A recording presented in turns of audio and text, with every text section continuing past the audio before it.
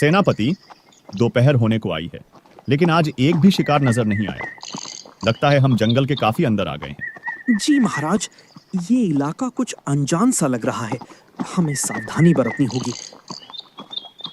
एक बार की बात है, राजा ब्रह्मदत्त अपने सैनिकों और सेनापति के साथ घोड़े पर सवार होकर एक बेहद घने जंगल से गुजर रहे थे। सुबह का समय था और पूरे जंगल में एक अजीब सा सन्नाटा पसरा था, जिसे सिर्फ उनके घोड़ों के टापों की आवाज ही तोड़ रही थी।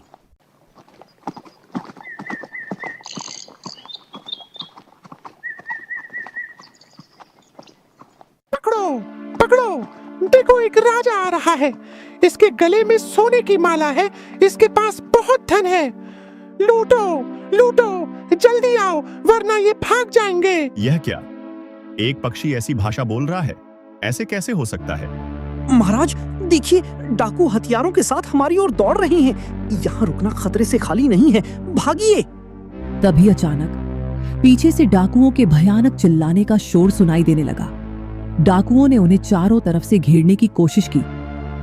पकड़ो इन्हें, चारों तरफ से घेरा डालो, एक भी बचकर निकल ना पाए। सारा खजाना लूट लो और इन्हें मौत के घाट उतार दो। चलो, आक्रमण! लेकिन राजा ने फुर्ती दिखाई। उन्होंने अपने घोड़े को एड़ लगाई और जान बचाकर वहां से तेजी से निकल भागे। मौत के साए से बाल बाल बचकर राजा बहुत दूर निकल आए।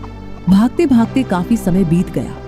अब राजा बुरी तरह थक चुके थे और प्यास के मारे उनका गला सूखा जा रहा था। तभी उनकी नजर दूर एक शांत आश्रम पर पड़ी। वहां एक विशाल पीपल का पेड़ अपनी घनी छांव फैलाए खड़ा था। उस आश्रम को देखकर ऐसा लग रहा था मानो राजा किसी दूसरी ही दुनिया में आ गए हों, जहां न कोई शोर था और न ही कोई डर। सेनापति, हम काफी दूर आ गए हैं। वह आश्रम सुरक्षित लग रहा है। चलो, थोड़ी देर वहां सुस्ताते हैं।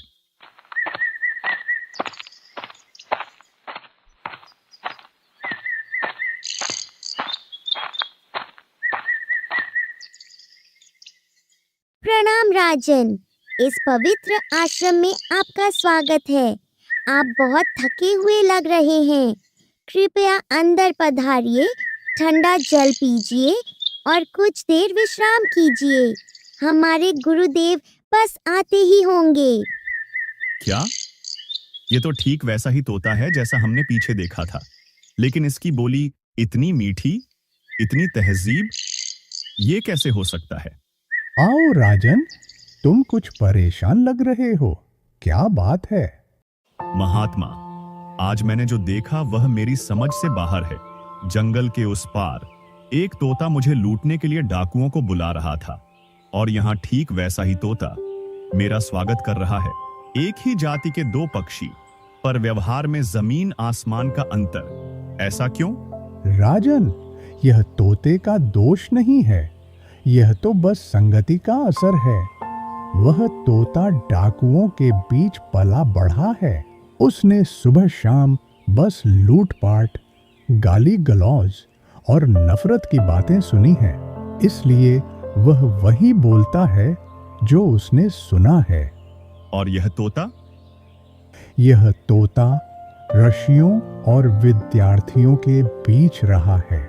यहाँ इसने सुबह शाम वेद, मंत्र, उपदेश और मेहमानों का सत्कार करना सीखा है, इसलिए इसकी वाणी में मिठास है। याद रखना राजन, इंसान हो या पशु, वह वैसा ही बन जाता है जैसा उसका वातावरण होता है। अगर एक मूर्ख व्यक्ति भी विद्वानों के साथ रहने लगा तो धीरे धीरे उसमें समझदारी आ जाती है, लेकिन अगर एक ज्ञानी व्यक्ति भी बुरे लोगों की संगत में रहे तो उसकी बुद्धि भी भ्रष्ट हो जाती है।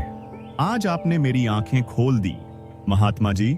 अब मैं समझ गया कि जीवन में दोस्त और साथी सोच समझकर क्यों चुनने चाहिए। आपका बहुत बहुत धन्यवाद। अब हमें आज्ञा दीजिए। इस कहानी से हमें यह अनमोल सीख मिलती है कि संगति ही हमारे चरित्र का निर्माण करती है। हम जिन लोगों के साथ उठते बैठते हैं, उनके विचार और उनकी भाषा अनजाने में हमारे स्वभाव का हिस्सा बन जाते हैं। इसलिए यदि आप जीवन में सफल और नेक बनना चाहते हैं तो हमेशा अच्छे और सकारात्मक लोगों की संगति में रहें, क्योंकि एक गंदा सेब पूरी टोकरी को खराब कर सकता है, लेकिन एक चंदन का पेड़ पूरे जंगल को महका देता है।